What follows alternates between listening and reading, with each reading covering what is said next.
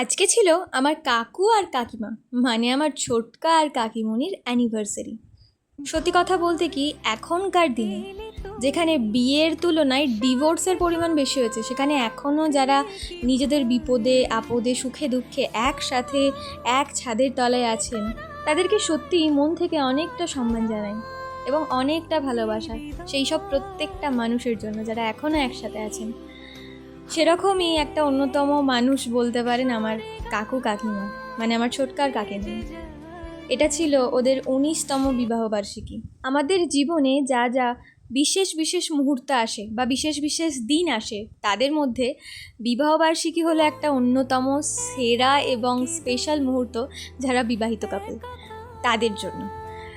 তো এই দিনটাকে একটু ছোট্টখাটো করে যদি স্পেশাল করে আমরা আয়োজন করতে পারি, তাহলে আমাদেরও অনেকটা ভালো লাগবে আর যাদের সেই দিনটা তাদেরও অনেকটা ভালো লাগে। তো সেই কারণেই এই ছোট্ট একটু আয়োজন আমাদের। এই আয়োজনে কেউই বাদ যায়নি, আমার ভাইরা থেকে শুরু করে আমার মা, আমার মামা সবাই ছিল উপস্থিত। তো একটু ছোট করে মালা বদল, সিঁদুর দান, আর একটু কেক কাটা, আর একটু ছোট্ট করে ঘরটাকে সাজানো, এই আর কি। আয়োজনে সবাই সামিল থাকলেও মেন যে উদ্যোগ নিয়েছিল সেটা আমার ভাইয়ের বন্ধুরা এবং আমার ভাইয়েরা।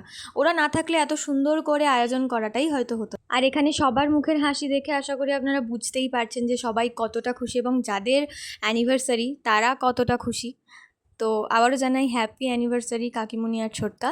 আর এই যে আমার ভাইয়ের দুই বন্ধুকে দেখতেই পাচ্ছি, ওরাও আবার কাকিমণি আর ছোটকাকে একটা ছোট্ট উপহার দিয়েছিল।